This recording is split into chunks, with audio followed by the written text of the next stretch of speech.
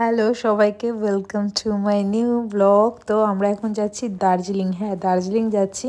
আর এই প্ল্যানটা পুরো হুট করে হয়েছে, আমাদের টিকিটটা পুরো হুট করে হয়েছে, হওয়ার কোনো কথা ছিল না। তো দার্জিলিং মেলের টিকিটটা আমরা পাই।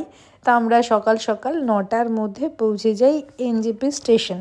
তো ওখানে পৌঁছে যাওয়ার পর কিছু তো খাওয়া দাওয়া করতে হবে, সকালবেলা খিদে পেয়েছিল।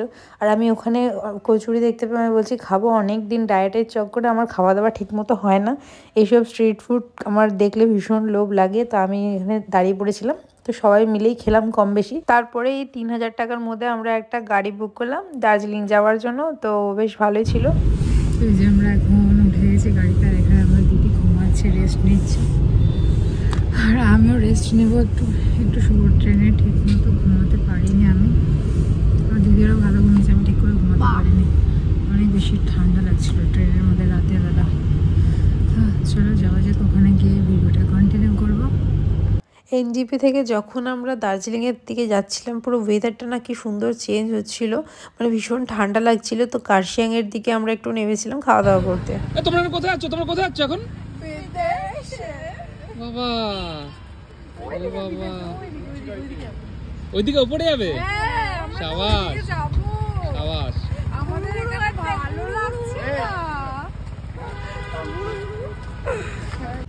তো দার্জিলিং যাওয়ার পথে আমরা এখানে গাড়ি থেকে নেমেছিলাম। তো এখানে চা খাওয়ার জন্য, আমার হাতে চা খাওয়ার নেশা নেই।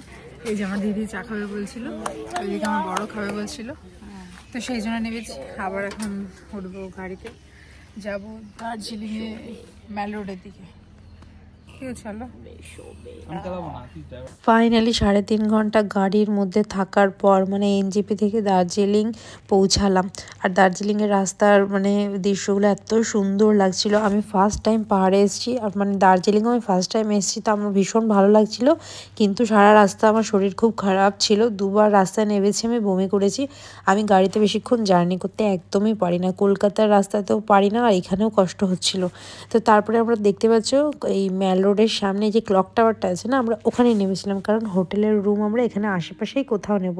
সেই জন্য আমরা বেশি দূরে যাওয়ার কোনো প্ল্যান করিনি, মানে অন্য কোথাও কোনো অফবিট প্লেসে থাকার কোনো প্ল্যান নেই।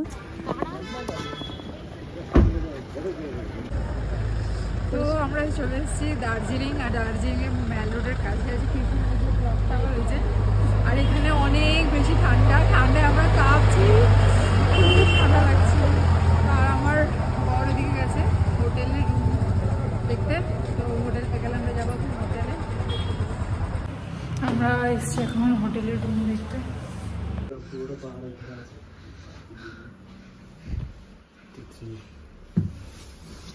তোমার বাড়ি ফাইনালি এরা মানে হোটেল খুঁজে পেয়েছে। সস্তার হোটেল পছন্দ হচ্ছিল না, 1,5-2 হাজার টাকার হোটেল আমার বেশ পছন্দ হয়েছিল, কিন্তু এরা নিল না। তো খুঁজে একটা ভালো হোটেল পেয়েছে। তা আমি আর ঈশান ওয়েট করছিলাম, তখন পেয়ে গেছে, যাচ্ছি আমরা হোটেলের রুমে। তো আমরা ফাইনালি রুম পেয়ে গেছি। তো এই যে রুম দেখতে পাচ্ছ, কিছুটা হলো দেখতে পাচ্ছ। তো রুমে এখন সব ছড়ানো ছিটানো, আস্তে আস্তে জ্যাকেট, মোজা, ট্রলি ব্যাগ খুলেছি, সব জিনিস ছড়ানো। আর আমার বর চলে গেছে স্নান করতে। তো বলছে তো গিজার আছে, গরম জল আছে, স্নান করে নাও, কিন্তু আমার সত্যি বলতে এখানে এক ফোঁটা স্নান করার একটু ইচ্ছে নেই। বিশাল ঠান্ডা, খুব ঠান্ডা লেগেছে। আর আমার ঠান্ডা লাগলেই শুরু হয়ে যাবে অ্যালার্জি, তারপর শরীর খারাপ, ঘুরতে পারবো না। দেখি মুখ হাত পা ধুতে পারি। স্নান গরম জলে কিছু হবে না জানি, কিন্তু স্নান করে বেরানোর পর কষ্টটা হবে, সেই জন্য স্নান করার খুব একটা ইচ্ছে নেই। দেখি, কিন্তু পেয়েছে খুব খিদে, এখন যাবো খেতে, খাওয়া দাওয়া করতে। আমার বর বিরাট, তারপর এখন যাবো খাওয়া দাওয়া করতে। চলো দেখা হবে খাওয়ার সময়।